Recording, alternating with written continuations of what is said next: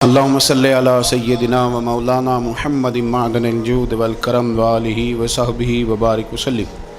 تمام تعریفیں، حمد اور ثنا اللہ تعالیٰ جل جلالہ کے لیے۔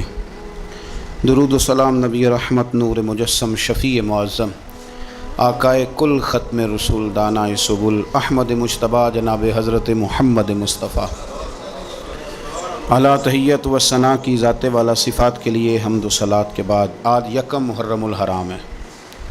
امیر المومنین خلیفۃ المسلمین حضرت سیدنا عمر فاروق رضی اللہ تعالیٰ عنہ کا آج یوم وصال ہے۔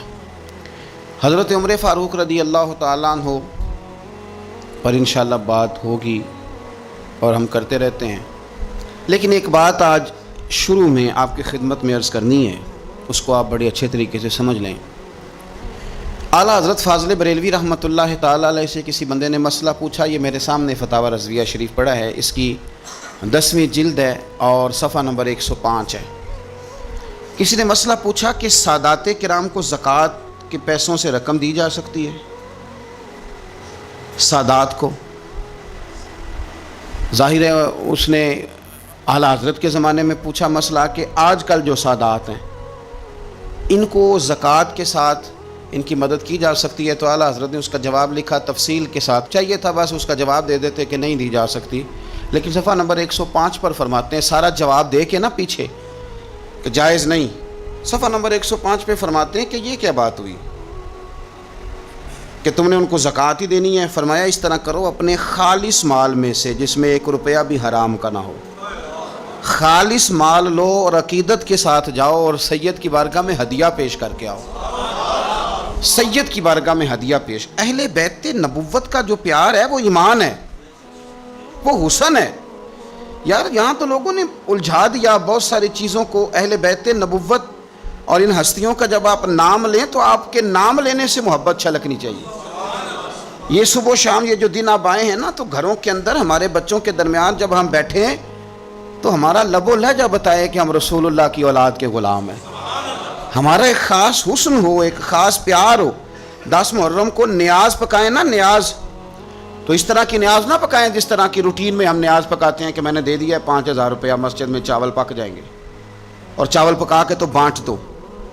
اپنی دوستوں کی جب دعوت کرتے ہو تو اس طرح کرتے ہو؟ آپ تو ڈھونڈ کے لاتے ہو کہ ہوٹل کون سا اچھا ہے۔ کبھی ایسا بھی ہوا ہے کہ ٹینٹ والے برتنوں میں آپ نے کھانا دے دیا ہو، دوست آئیں اور نیاز ہو امام حسین کے نام کی، اور تیرے برتن بھی دھلے ہوئے نہ ہوں، تجھے پتہ ہی کوئی نہ ہو؟ میری والدہ صاحبہ کہا کرتی تھی کہ جس نے 10 محرم کو لنگر بانٹنا ہے نا، جس نے پکانا جس نے وہ تو الگ بات، جس نے بانٹنا ہے وہ بھی وضو کر کے آئے، وہ بھی وضو کرے۔ وہ سادے لوگ تھے لیکن عقیدتوں سے بھرپور تھے۔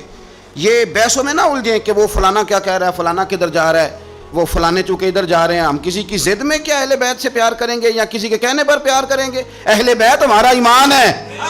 ہماری اولادیں اور ہماری اولادوں پر جتنا کرم اللہ کرتا ہے، اور اللہ نے ہمیں جو کچھ دیا ہے یہ مصطفیٰ کی اولاد کا صدقہ ہی تو دیا ہے۔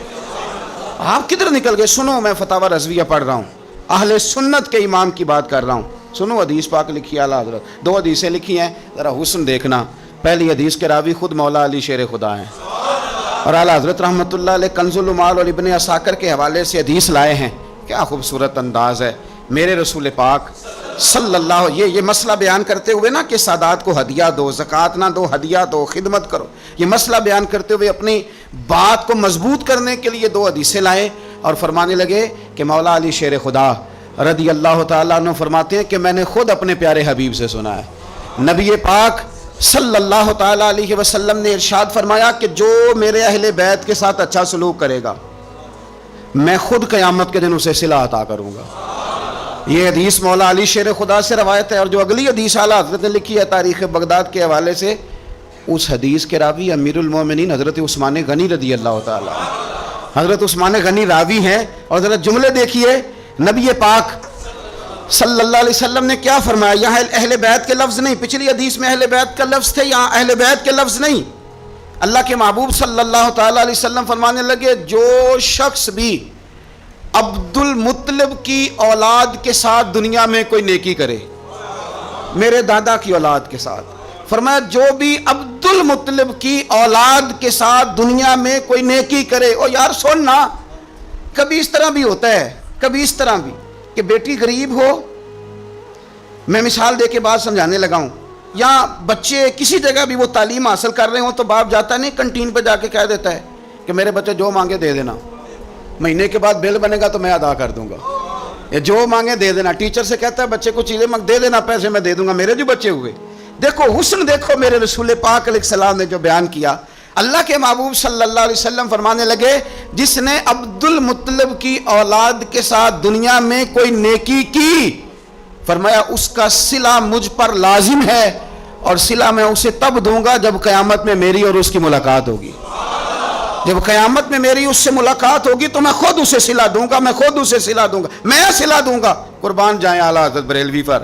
اعلیٰ حضرت فرمانے لگے جو حضور نے دینا ہے وہ تو دینا ہی ہے، اور پتہ نہیں کیا کچھ دینا ہے. فرمانے لگے اتنا تھوڑا ہے کہ حضور نے فرمایا جو عبد المطلب کی اولاد سے نیکی کرے وہ قیامت میں مجھ سے ملے گا. تو یہ بہت بڑا صلہ نہیں کہ جو حضور کی اولاد سے پیار کرے وہ قیامت میں حضور سے ملے گا. جان دے دی وعدہ ہے دیدار پر، تو وعدہ کریں دیدار کا، جان دینے کو تیار ہیں. فرمایا جو عبد المطلب کی اولاد سے نیکی کرے مجھ پر لازم ہے صلہ دینا جب وہ مجھ سے ملے گا. اور یارو کھل کے پیار کرو میرے محبوب کی اولاد سے، سیدہ پاک سے، شیر خدا سے، امہات المومنین سے، حضور کی شہزادیوں سے، نبی پاک کے حسن سے، حضور کے حسین سے. یار تو بات سمجھنا، کسی کو چنبیلی کا پھول پسند ہے، کسی کو گلاب کا پھول پسند ہے. مدینے والے رسول فرمانے لگے یہ حسن اور حسین میرے پھول ہیں، یہ میرے پھول ہیں. پھول حضور سونگا کرتے. اعلیٰ حضرت فرماتے ہیں کیا بات رضا اس چمنستان کرم کی، زہرا ہے کلی جس میں حسن اور حسین پھول، زہرا ہے کلی جس میں حسن اور حسین. بس کسی نے سادی بات کہی، پریشان دار کہہ دی. اس نے کہا عظمت آل نبی بھول نہ جانا لوگو، اور دیکھنا غیر کی باتوں میں نہ آنا لوگو. یہ چھلکے آپ کی طبیعت بتائے کہ آپ کو حضور کی اولاد سے بڑا ہی پیار ہے، آپ کو نبی پاک کے خاندان سے بڑا ہی پیار ہے. تو باہر کیا یہ بات میں نے شروع میں اس لیے کر دی کہ ذرا نہ کھل کے پیار کرنا ہے حضور کی اولاد. اور یاد رکھیں حضور کی اولاد سے پیار کاری ہو سکتا ہے جس کے سینے میں ابو بکر صدیق بھی رہتے ہوں. ہمیں تو حضور کی اولاد کا ادب بتایا ہی فاروق اعظم نے، یہ سبق پڑھایا ہی عثمان غنی نے. وہ بڑے نا سخت مزاج، اصولوں پر پابند آدمی تھے حضرت عمر بن عبدالعزیز. خاندان کے ایک دو لوگ ایک دو دفعہ سفارش کرانے آئے کسی بات کے لیے حضرت عمر بن عبدالعزیز سے. تو آپ نے نا عملے کے لوگوں سے کہا آج کے بعد میرے خاندان کا کوئی بندہ ہے تو اندر نہ آنے دینا، یہاں کوئی اقربا پروری نہیں چلے گی، خبردار کوئی قریب نہ آئے. لیکن ایک دن نا امام حسن کی اولاد میں سے ایک شہزادے آ گئے. جناب عمر بن عبدالعزیز کو پتہ چلا امام حسن کی اولاد ہے. میں آپ کو قسم اٹھا کے کہتا ہوں، قسم میں نے کبھی نہیں اٹھائی، قسم اٹھا کے کہتا ہوں کہ میرے مرشد کا پوتا کبھی ملے تو میں پیر چومنے کو تیار ہوں، اور میری شرط بھی کوئی نہیں کہ وہ عالم فاضل ہو کیا ہو. اصلہ نال جو نیکی کریے وہ نسلاں تاک نہیں بھول دے. جن لوگوں نے کرم ہمارے اوپر کر دیا پھر ہم ان کی قرآن نے نہیں کہا وکان ابوہما صالحا. موسیٰ کہتے ہیں میں اس لیے دیوار سیدھی کر رہا ہوں، بچوں کا خزانہ ہے اور ان کا باپ نیک آدمی تھا، وہ 7ویں پشت میں نیک تھا تو اتنی قدر ہو رہی ہے. مجھے اپنے کسی استاد کا بچہ فون کر دے تو میں چپ کر جاتا ہوں، میں کہتا ہوں یار بات ٹھیک ہے، اصلہ نال جو نیکی کریے تو نسلاں تاک نہیں بھول دے. تو امام حسن رضی اللہ تعالیٰ عنہ کی اولاد میں سے ایک شہزادے آ گئے. عمر میرا خاندان کا بندہ کوئی نہ اندر آئے. کسی نے کہا یہ امام حسن کی اولاد ہے. جناب عمر بن عبدالعزیز نے ممبر چھوڑا، تخت چھوڑا، شہزادے کو تخت پہ بٹھایا، پھر دونوں آنکھوں میں آنسو اور دونوں ہاتھ باندھ دیے. کہنے لگے شہزادے آج کے بعد آپ نے آنا نہیں، کوئی حکم ہو تو رکھا لکھ دے، اور اگر پھر بھی مجھ سے ملنا ہو تو مجھے حکم کر دے، عمر بن عبدالعزیز چل کے آپ کے پاس حاضر ہو جائے. تیری نسل پاک میں ہے بچہ بچہ نور، تو ہے عین نور تیرا سب گھر. تو ذرا ہوش سے ذرا تھوڑا سا نا ہماری کیفیت بتائے کہ ہمیں حضور کی اولاد سے بڑا ہی پیار ہے. اور ایک بات اور، سید کا بس صحیح العقیدہ ہونا شرط ہے، صحیح العقیدہ ہو، صاحب ایمان ہو. باقی آپ بحث نہ کریں کہ نمازیں کتنی پڑھتا ہے، عالم فاضل کتنا ہے.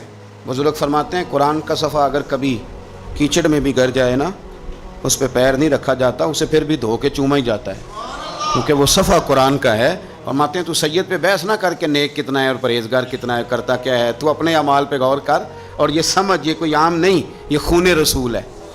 اعلیٰ حضرت हुजूर के बच्चों की शान बयान करते हैं तो कहते हैं आब तत्हीर से जिसमें पौधे जमे, यानी ये जो सैयदा फातिमा के बच्चे पैदा हुए हैं तो ये आब तत्हीर से जिसमें पौधे जमे उस रियाज नजाबत पे लाखों सलाम।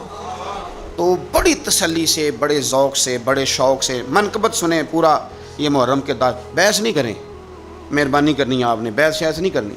मैंने आपको पहले भी बताया था, फिर कह देता हूँ, मेरी अम्मा जी मैनू 10 मुहर्रम तो पहला कहना ठूठियाँ लिया दे, खीर वंडनी है, मैनू लैन जानियाँ पैंदियां सन। मैं कहना अम्मा जी मैं पुछया अपने उस्तादां नूं, परात च भी खत्म हो जाता है, पतीले च भी हो जाता है, चलो टूटियाँ को फ़र्ज़ ने। पर मैनू कहना कि मैं तेनों एडा मौलवी मनदी नहीं तो मैनू मसले ना सुना, तो कल दा बाल है, जा टूटियाँ लिया। तो 2-3 दर्जन ठूठियाँ मैं ला के देता। मैंने एक दिन पूछ लिया, मैंने कहा अम्मा जी हिकमत क्या है, मेरे साथ बड़ा प्यार था और चलें बात दर्द की तरफ चली जाएगी, रुक जाता हूँ, नहीं करता बात। तो मैंने एक दिन पूछ लिया, मैंने कहा अम्मा जी मतलब ठूठियों की हिकमत क्या है। तो कहने लगे पुत्र, हुजूर की औलाद के नाम पे किसी को कुछ शय देनी है और उसे कहना बर्तन वापस करके जा। हसन हुसैन के नाम पे जो दे दिया सो दे दिया, ख़त्म हो गई बात। अब बर्तन वापस मांगना, बस हुजूर की औलाद का सदका है जो कुछ भी है।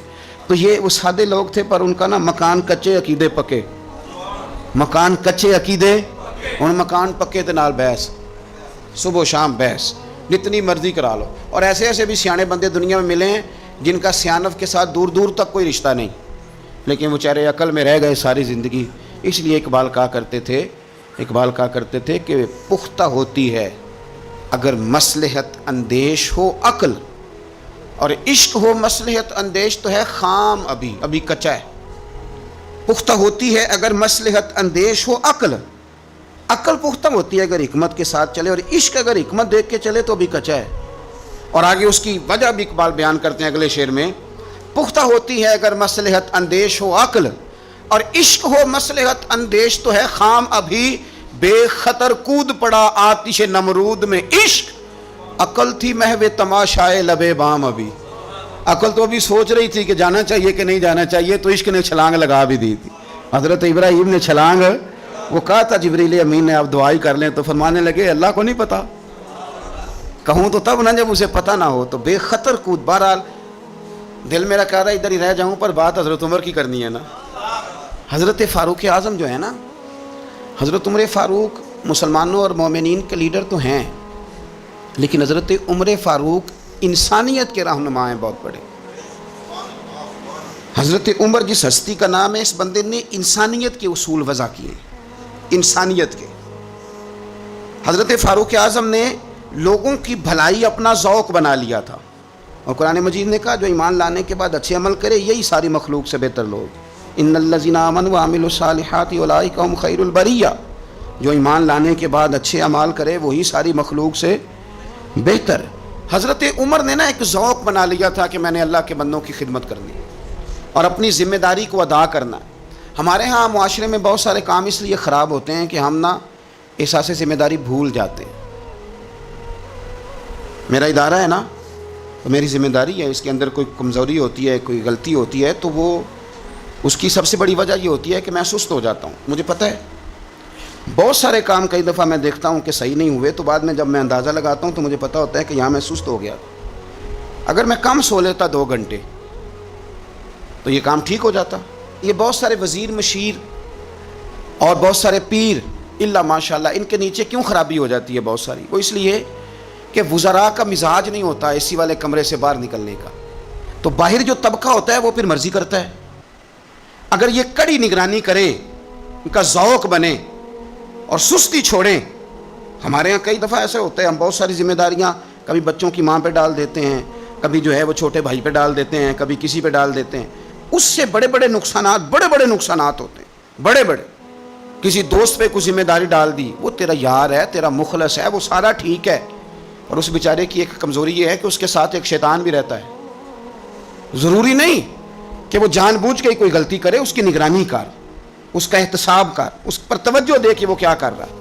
हज़रत फ़ारूक आज़म रज़ी अल्लाह ताला ने छोटी छोटी बातों पे तवज्जो की, और आपने ना एक उसूल बनाया। एक उसूल आपको ये मिल जाएगा, इब्न जौज़ी अलैहिर्रहमान ने इसको लिखा। हज़रत उमर फरमाया करते थे कि हुकूमत चूँकि मेरी है तो ज़िम्मेदारी भी, ये नहीं फरमाते थे कि इदारों से पूछूंगा, मुतलका आदमी से पूछूंगा, ये नहीं फरमाते थे। میں اس محکمے کے سربراہ کو، اس منسٹری کے وزیر کو، یہ بات نہیں ہوتی تھی. حکومت میری ہے تو ذمہ داری بھی میری ہے. حضرت عمر فاروق رضی اللہ تعالیٰ عنہ نے قانون بنایا، اور اس کو آپ سن لیتے ہیں، کبھی اس کو سمجھنا. انسان کو جو روٹی ملے گی، چھت ملے گی، دوائی ملے گی، کپڑا ملے گا، یہ ساری باتیں ٹھیک، لیکن حضرت عمر فرمانے لگے کہ اگر کوئی کتا بغیر پانی پیے مر گیا فرات کے کنارے صحرا میں، یعنی اس تک پانی نہیں پہنچا، انسان کی بات نہیں، یہاں تو عورتوں کو اسپتال میں جگہ نہیں ملتی تو وہ رکشے میں بچے پیدا کر لیتی، یہاں تو بہت سارے لوگ ایسے ہیں جنہیں دوائی میسر نہیں آتی اور وہ مر جاتے ہیں. کتا اگر میری حکومت میں پیاسا مر گیا تو عمر فرماتے ہیں اللہ مجھ سے پوچھے گا کہ ڈیوٹی تو تیری تھی نا، ذمہ داری تو آپ کے صاحبزادے کہتے ہیں کہ ایک اونٹ زخمی ہو گیا، کسی نے اسے زخمی کر دیا. تاریخ الخلفاء میں امام جلال الدین سیوطی علیہ رحمہ نے لکھا ہے اونٹ زخمی ہو گیا، اونٹ کی نا گردن پر نشان لگ گیا زخم کا. اس زمانے میں طریقہ تھا کہ کپڑا جلا کے نا زخم پہ لگایا جاتا تھا. حضرت عمر فاروق رضی اللہ تعالیٰ عنہ نا اب 60 سال عمر ہے، بوڑھے آدمی ہے، جسمانی طور پر بھی کمزوری آ جاتی ہے عمر کے حساب سے. اونٹ کی نکیل کے ساتھ پہلے اسے باندھا، پھر وہ کپڑا جلایا، پھر اپنے ہاتھوں سے اونٹ کا وہ جو زخم تھا نا اس پر وہ کپڑا ڈالنے لگے، اس کو ٹھیک کرنے لگے. تو صاحبزادے آگے بڑھے، وہ کہنے لگے ابا جی یہ اونٹ ہے اور آپ اس کے زخم کو چھیڑ رہے ہیں، وہ آپ کو تکلیف بھی پہنچا سکتا ہے، تو یہ آپ 2-3 غلاموں کے ذمہ لگا دیں، وہ اس کے زخم پر دوائی مرہم پٹی کر دیں گے، یہ آپ کو کاٹ ہی نہ لے. تو کہتے ہیں حضرت عمر فاروق نے میری بات کو جھٹکا فرمانے لگے پیچھے ہٹ جا، حکومت میری ہے کہ غلاموں کی ہے، ذمہ داری میری ہے کہ غلاموں کی ہے. فرمایا پتر میں تو ڈر رہا ہوں کہ کہیں یہ اونٹ ہی قیامت میں میری شکایت نہ کر دے، یہ میری شکایت نہ کر دے کہ اللہ میں بیمار ہو گیا، زخم لگ گیا، حکومت عمر کی تھی اور کسی نے مجھے پوچھا ہی نہیں. میرے دوستو احساس ذمہ داری اب یقین کریں نکل گئی. ہم لاؤبالی لوگ ہیں، لاؤبالی. میں کبھی سفر کرتا ہوں بہت زیادہ تو میرے جو ڈرائیور حضرات ہوتے ہیں وہ میرے ساتھ وقت گزارنا خاصا مشکل کام ہے، اس لیے کہ میں گاڑی اب مجھے چلانی نہیں آتی پر چلواتا اپنی مرضی کی ہوں. تو ان کی خواہش ہوتی ہے کہ میٹر پہ نظر نہ پڑے پیر صاحب کی. تو میں پچھلی سیٹ پہ بیٹھتا ہوں تو میں اس ترتیب سے بیٹھتا ہوں کہ مجھے پتہ چل جائے کہ میٹر اب کہاں پہنچا ہے، اس لیے کہ مجھے پتہ ہے خدا نہ خواستہ کسی جگہ کوئی معاملہ ہوگا نا. اور میں بچوں کو بتاتا رہتا ہوں. ایک دفعہ ایک آدمی غلط کراس کر گیا اور بڑی مشکل سے بچے نے بریک لگائی. بچہ کہنے لگا اس کے قریب جا کے نا تو میں نے بھی اس کو اسی طرح سزا دینی ہے. تو میں نے کہا پتر تو بات کو سمجھ، اسے کوئی بھی کچھ نہیں کہے گا اور ہمیں لوگ کہیں گے تو اسی تے سیانے بیانے ہونا. ہمیں اپنی ذمہ داریوں کا احساس کرنا چاہیے. جب ہم غیر ذمہ دار کسی جگہ بھی ہو جاتے ہیں تو حالات خراب ہو جاتے ہیں. حضرت فاروق اعظم رضی اللہ تعالیٰ نا چھوٹی چھوٹی باتوں کا خیال کرتے. دیکھیں نا امام مسجد، میں روز امام مسجد کے حقوق بیان کرتا ہوں، لیکن مجھے مسجدوں کے ائمہ سے شکوہ بھی ہے، وہ اپنے نمازیوں کا نہیں خیال کرتے، ان کی طبیعت کا نہیں لحاظ کرتے. ہم اگر تھوڑا سا لحاظ کریں ائمہ مساجد نمازیوں کا. نبی پاک علیہ السلام نے فرمایا کہ میرا دل کرتا ہے میں لمبی نماز پڑھاؤں، لیکن پھر مجھے خیال آتا ہے کہ پیچھے بوڑھے بھی ہیں، بیمار بھی ہیں، بچے بھی ہیں. میرا دل کرتا ہے لیکن میں لوگوں کی تکلیف کو دیکھتے ہوئے نماز مختصر پڑھاتا ہوں. ائمہ مساجد اگر تھوڑا سا غور کریں، پیار کریں لوگوں کے ساتھ، تو مسجد کے اندر ایک خوبصورتی والا ماحول. یار میرا مطلب ہے کچھ بندے ایسے ہوتے ہیں جو بیچارے غصہ کسی اور کا ہوتا ہے نکالتے مسجد آ کے ہوتے ہیں، تو گھر میں بھی تو دادا ابو کئی دفعہ اس طرح کاری لیتے ہیں نا. تو تھوڑا سا اگر ظرف بڑا ہو، حوصلہ ذرا بڑا ہو، آپ کو ہنسنا آتا ہو. نبی پاک صلی اللہ علیہ وسلم اکیلے بیٹھتے تھے تو متفکر بیٹھتے تھے، اکیلے ہوتے تھے تو سوچتے تھے، اکیلے ہوتے تھے تو سوچتے تھے. میری بات پہ غور کرنا، اکیلے ہوتے تھے تو سوچتے تھے، اور جب لوگوں کے بیچ بیٹھتے تھے تو ہنستے تھے. لوگوں کے بیچ آ کے منہ نہیں بنانا. وہ اکیلے آپ فکر کریں، غور کریں جو مرضی. اکیلے بیٹھتے تھے تو حضور تفکر کرتے تھے، لوگوں میں آتے تھے تو مسکرا کے آتے تھے. تو حضرت عمر فاروق اب 24 لاکھ مربع میل کا حکمران اور ہزاروں لوگ جس کے پیچھے نماز پڑھیں، وہ ایک ایک بندے کا خیال کرے، ممکن نہیں ہوتا. ایک بڑے جلیل القدر صحابی تھے حضرت سعید بن یربوع رضی اللہ تعالیٰ. حضرت عمر کے زمانے میں نا نابینا ہو گئے، تو حضرت فاروق اعظم رضی اللہ تعالیٰ عنہ لوگوں سے پوچھا کہ سعید نہیں نظر آ رہے، اس کی حضور ان کی بینائی چلی گئی ہے. جناب عمر گھر گئے، تعزیت کی، آپ کو تکلیف پہنچی، اللہ آپ کا بھلا کرے. آپ ان سے پوچھتے ہیں بھائی یہاں تو کوئی سپاہی چلا جائے نا دنیا سے تو کوئی صوبائی وزیر یا کوئی افسر آ جائے بس کافی ہے، وزیر اعظم صاحب کے پاس کہاں وقت ہے، وہ کہتے ہیں 2 منسٹر بھیج دیے تھے، بات ختم ہو گئی۔ حضرت عمر خود گئے، صحابی کی آنکھیں چلی گئی تھیں، اور جا کر کے اسے کہنے لگے کہ اب آپ مسجد کیسے آئے جائیں گے؟ انہوں نے کہا حضور یہ تو میرے لیے بڑی تکلیف والا معاملہ ہے، نابینا ہو گیا ہوں، تنہا تو جا نہیں سکتا، قربان جاؤں سیدنا فاروق اعظم پر۔ حضرت عمر فاروق رضی اللہ تعالیٰ عنہ نے ایک بندے کی باقاعدہ ڈیوٹی لگائی، فرمانے لگے تیری آج کے بعد ذمہ داری ہے 5 وقت حضرت سعید کا بازو تھامنا ہے، تو انہیں مسجد پہنچانا ہے، اور 5 وقت ان کو گھر لے کے آنا ہے، اور فرمایا یاد رکھنا، یہ نہ سمجھنا کہ میں آرڈر دے کے بھول جاؤں گا، میں ہر ہفتے تم سے پوچھا بھی کروں گا کہ تم نے سعید کے ساتھ کیا سلوک کیا۔ تو چھوٹی چھوٹی چیزوں کا فوجی، جیسے کہ میں نے پہلے کہا ہے، وہ سال کے بعد نا کبھی کوئی تقریب ہوتی ہے تو بلا کے نا فوجیوں کے بچوں کو، ان کی ماں کو، تو ایک آدھ تمغہ دے دیا جاتا ہے، پھر چھٹی۔ کبھی کسی نے پوچھا ہے کہ یتیمی میں بچوں کا کیا حال ہوا؟ کبھی کسی نے پوچھا ہے کہ پھر پیچھے کیا حالات ہیں؟ میں کوئی لسٹ نہیں بیان کرتا، لیکن میں ثبوت رکھتا ہوں کہ جن کے لیے ترانے پڑے گئے اور بہت بڑی انٹرنیشنل کانفرنسیں کی گئیں اور میڈیا میں بڑا کچھ دکھایا گیا، ان کے بچوں پر وہ وقت بھی آیا کہ انہوں نے روٹی مانگ کے کھائی۔ یہ فوٹو سیشن کرانا آسان کام ہے، لیکن ان کا خیال رکھنا یہ مشکل کام ہے، مشکل کام ہے۔ بھیج دیا کسی کو، وزیر کو جا چیک دیا جا کے شہید کی بیوہ کو، وہ فلاں آدمی پولیس میں شہید ہو گیا، تو وہ بیوہ بعد میں بتا رہی ہے کہ وہ چیک میں نے 5 دفعہ بینک بھیجا ہے، وہ کیش ہی نہیں ہوتا، چونکہ فوٹو تو آ گئی، بات تو ختم ہو گئی۔ اور آپ کے ملک میں اس طرح بھی ہوا کہ ایک شہید کے لیے سیمینار ہوا، بہت بڑا تمغہ دیا گیا، اس کی والدہ کو بلایا گیا، اور جب تک تو کیمرے چل رہے تھے تو تب تک تو اس کو بڑا اعزاز تھا، ترانہ بھی باج رہا تھا، بندے آنسو بھی بہا رہے تھے، اور جب ختم ہو گیا سارا کچھ تو پھر اس کی ماں کو نا ایک کونے میں زمین پہ بٹھا کے، وہ ویڈیو آ گئی اس کی، وہ زمین پہ بٹھا کے نا دور اس کی ماں کو، جس کا بیٹا ملت پر، قوم پر، مذہب پر قربان ہوا، اس کو زمین پہ بٹھا کے، تو اس کے ہاتھ میں روٹی پکڑائی گئی اور چھوٹے سے ایک برتن میں سالن ڈال کے اس کے آگے رکھا گیا۔ تو وہ دیہاتی عورت، سب لوگ موج سے کھانا کھا رہے ہیں، جو مہمان خصوصی ہیں روٹی کھا رہے ہیں، جو تمغے دینے آئے، اور جو لینے آئی ہیں اس کو وہاں بٹھا دیا۔ پھر وہ کسی نے ویڈیو بنا کے جب نیٹ پہ ڈال دی تو پھر کہا گیا کہ ہم نے نوٹس لے لیا ہے، وہ پتہ نہیں کس بلا کا نام ہے، ہم نے نوٹس لے لیا ہے، وہ کیا ہوتا ہے؟ میں تو نہیں پتا آج تک اس کا کوئی نتیجہ نکلا ہو، کیا نوٹس لیا، کیا بات آئی سامنے؟ کچھ بھی نہیں، وہ جی پتہ کر رہے ہیں، وہ 2-4 بندوں کی کمیٹی بنا دی ہے، وہ کمیٹی خیال کرے گی۔ کیا صاحب آپ بات کرتے ہیں؟ آؤ میں آپ کو نبی پاک علیہ وسلم کے اس شاندار غلام کی بات بتاؤں۔ صحیح بخاری میں حدیث، صحابہ کہتے ہیں حضرت عمر فاروق رضی اللہ تعالیٰ عنہ کے پاس سے خاتون روتی ہوئی آئی، کہنے لگی خامد میرا شہید ہو گیا اور 4-5 بیٹیاں چھوڑ گیا، تو گھر میں تو بکری کا کھر بھی نہیں، کوئی چیز نہیں کھانے پینے کے لیے۔ فاروق اعظم رضی اللہ تعالیٰ عنہ نے کمیٹی نہیں بنائی، چیک نہیں دیا، وہ ایک اچھا سا اور ایک خوبصورت سے پیکج کا اعلان نہیں فرمایا، بلکہ فاروق اعظم نے ایک اچھا تازہ تگڑا اونٹ مال غنیمت کے اونٹوں میں سے لیا اور 2 بوریاں اپنے ہاتھوں سے اچھے راشن کی بھری، اس کے اندر ڈھیر سارے نگد پیسے بوریوں میں ڈالے، اور وہ دونوں بوریاں اونٹ کے اوپر اپنے ہاتھوں سے، بخاری پڑھ رہا ہوں، ان کی رسیاں باندھی، پھر اس عورت کے ہاتھ وہ لگام تھمائی اور اسے کہا پتر میں نے تجھے اتنا مال دے دیا ہے کہ جب تک یہ ختم ہوگا نا انشاءاللہ تب تک تیرے حالات بھی اللہ بدل دے گا، تیرے دن بدل جائیں گے جب تک یہ ختم ہوگا۔ وہ خاتون جانے لگی تو آپ فرمانے لگے بیٹا اونٹ نہیں واپس بھیجنا، یہ بھی تیرا ہی ہے، دے دیا تجھے۔ اب چلے گئی وہ خاتون، تو صحابہ کہتے ہیں ہم نے پوچھا کہ جناب آپ تو بڑے کفایت شعار ہیں، آپ تو بڑی بانٹ کے چیزیں دیتے ہیں، تو آپ نے اس بچی کو اتنا کچھ دے دیا اور بیک وقت دے دیا اور واقعی بہت زیادہ دے دیا اور نقدی پیسے بھی دے دیے۔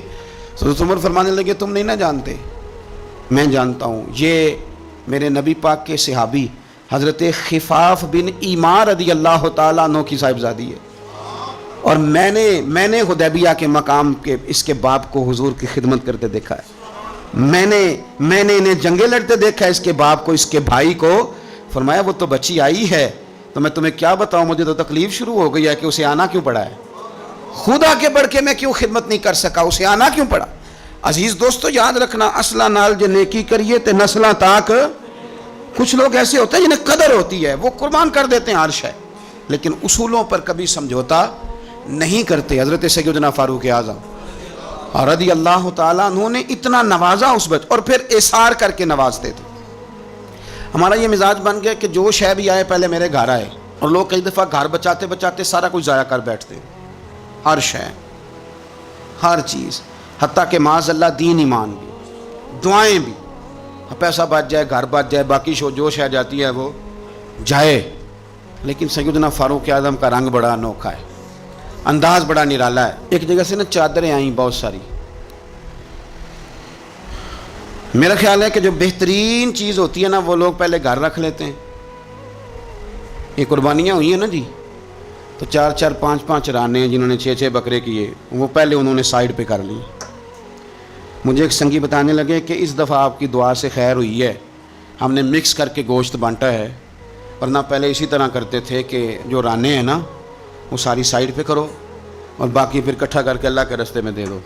اللہ کی راہ میں جو دینا ہے، جو اپنی راہ میں دینا ہے اس کا طریقہ، اور اللہ کی راہ میں دینا ہے معاذ اللہ تو اس کا سٹائل اور ہے.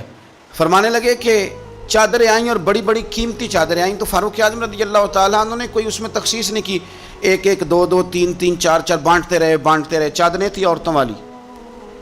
اب جو سب سے نیچے سے چادر نکلی وہ اتفاق سے بڑی شاندار نکل آئی. آخر میں جو رہ گئی نا، صبر کریں تے موتی مل سن تے ذکر کریں تے ہیرے. یہ صبر کریں تے موتی مل سن، ذکر کریں تے جے پاگلا وانگو رولا پاویں، نہ موتی نہ صبر کریں تے موتی مل سن، ذکر کریں تے. آج کل لوگ شور ڈال کے سارا کچھ کرنا چاہتے. تو چپ کر کے کونے میں بیٹھ جا، تو بیٹھا رہ، تو ڈرنا دے. پوچھنے والا خود ہی تجھ سے پوچھ لے گا تو کدھر سے آیا ہے. وہ ختم ہو گئی بات. صبر کیا نا جب وہ چادریں ساری، تو ایک چادر اب اپنے گھر والوں کے لیے انہوں نے چادر ابھی دینی تھی، وہ سب سے نیچے قیمتی چادر نکل آئی. تو چادر بڑی حسین ہے اور باری بھی حضرت عمر کی لگ گئی. ان کے گھر جانی تھی چادر ان کی اہلیہ کے لیے. تو ایک صحابی کہنے لگے یہ آپ کی زوجہ جناب ام کلثوم رضی اللہ تعالی عنہا پر بڑی جچے گی چادر، بڑی حسین ہے، اور یہ خاتون اول کو بڑی جچے گی. تو حضرت عمر کہنے لگے ام سلیت رضی اللہ تعالی عنہا ایک خاتون ہے، یہ چادر انہیں دوں گا. کہا ان کو کیوں دیں گے؟ فرمانے لگے اس لیے کہ احد میں جب بہت سارے لوگ زخمی ہو گئے تھے تو میں نے اس بی بی کو دیکھا تھا مسکیزہ اٹھا کے نبی پاک کے غلاموں کو پانی پلا رہی تھی. تو یہ خوبصورت چادر اس کے حصے میں آئے گی جس نے رسول اللہ کے دین کی خدمت کی. وہ حضرت عمر نے بتایا جو حضور کے دین کی خدمت کرتے رہے ہم ان کی خدمت کرتے رہیں گے. فوجیوں کو بھیجتے تھے نا جب آپ جہاد پر، تو پیچھے سے فوجیوں کے گھروں میں جاتے تھے صبح خود. میں پہلے کہہ چکا ہوں کہ یہ نہیں کہتے تھے کہ محکمے والوں کی ڈیوٹی لگا دی ہے، خود جاتے تھے اور فوجیوں کے گھر والوں سے پوچھتے تھے کوئی سبزی تو نہیں منگانی؟ کہ نہیں حضرت عمر، کوئی سودا تو نہیں منگانا؟ تو وہ خواتین کہتی کہ ہاں زیتون لانے والا ہے، پنیر لانے والی ہے، گھی لانے والا ہے، ستوں کی ضرورت ہے. تو فاروق اعظم نے لسٹ پکڑی ہے. تو بازار میں آتے تو شور مچ جاتا، امیر المومنین آئے. لوگ پوچھتے آپ کیسے آئے؟ فرمانے لگے وہ فوجیوں کے گھروں میں سودا پہنچانا ہے. ایک دفعہ قحط بھی پڑا تھا حضرت عمر کے دور میں، عام الرمادہ اس کو کہتے ہیں. 8 9 مہینے بارش نہیں ہوئی تھی. حضرت عمر فاروق نہ شروع سے زیتون استعمال نہیں کرتے تھے. کچھ بندے کچھ چیزیں نہیں نہ کھا سکتے، ان کا مزاج نہیں ہوتا. میرا بھائی ہے گوشت نہیں کھاتا، میرا ایک بیٹا ہے سوائے گوشت کے کوئی شے نہیں کھاتا. اب یہ فرق ہے، کوئی کچھ کھاتا ہے اور کوئی کچھ کھاتا ہے. اب اس کا کیا کیا جائے؟ اپنا اپنا لوگوں کا مزاج ہے. ہمارے سامنے بہت سارے بندے بہت ساری چیزیں، اللہ کے فضل سے ناپسند کوئی شے نہیں، لیکن کچھ چیزیں انسان کی طبیعت پر سوٹ نہیں کرتی، اس سے وہ نہیں کھائی جاتی.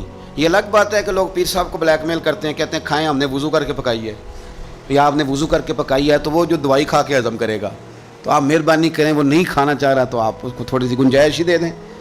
تو حضرت عمر فاروق زیتون استعمال نہیں کرتے تھے، ان کی طبیعت کو تکلیف دیتی تھی. اب قحط کا زمانہ ہے، آپ کا مزاج تھا گھی کے ساتھ سالن پکتا تو کھاتے.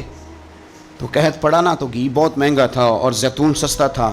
تو حضرت عمر نے کہا سارے زیتون ہی کھائیں گے. گھر آ کے اپنی بیوی سے کہا کہ آج کے بعد ہنڈیا زیتون میں پکے گی. حالانکہ اس زمانے میں زیتون بہت سستا ہے. تو اہلیہ کہنے لگی بچے تو کھا لیں گے تو آپ کا کیا بنے گا؟ فرمایا میرا بھی کچھ نہیں بنے گا، میں بھی کھاؤں گا. اب ایک آدمی نے ایک چیز کبھی نہیں کھائی، پھر وہ روز کھانی پڑے. 4 5 دن بیت گئے تو پیٹ سے گڑ گڑ کی آوازیں آنے لگیں. اس نے پیٹ خراب کر دیا.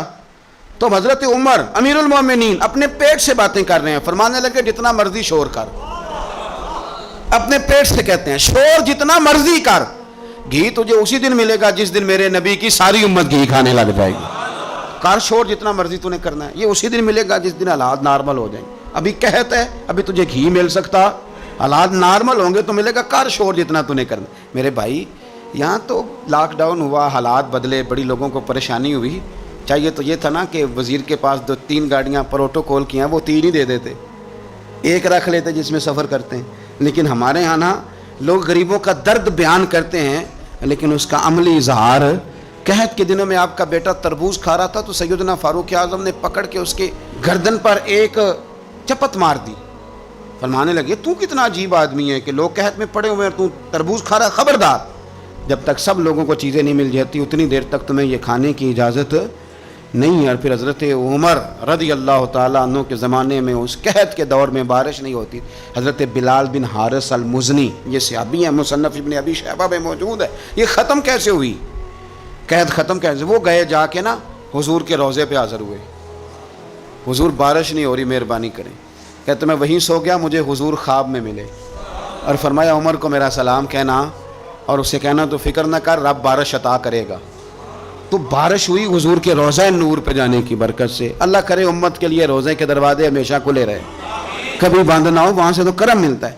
تو جو آج حضرت عمر کے بارے میں ساری گفتگو ہے، ایک پہلو میں آپ کے سامنے رکھنا چاہتا ہوں کہ احساس ذمہ داری، لوگوں کے ساتھ ان کا رویہ۔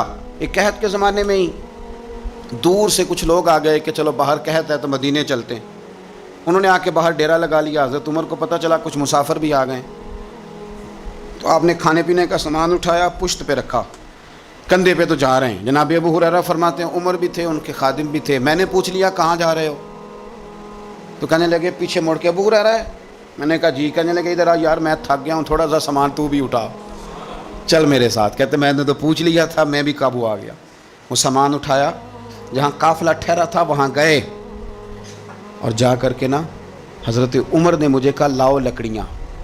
کہتے ہم لکڑیاں اکٹھی کر کے لائے تو عمر نے خود آگ جلائی، پھر فاروق اعظم نے خود کھانا پکایا اور فرمایا جب وہ مہمان روٹی کھا رہے تھے تو عمر رو رہے تھے۔ ہم نے کہا حضور روتے کیوں ہیں؟ فرمانے لگے جب رب کے بھوکے بندے روٹی کھا لیتے ہیں تو اللہ راضی بڑا ہوتا ہے۔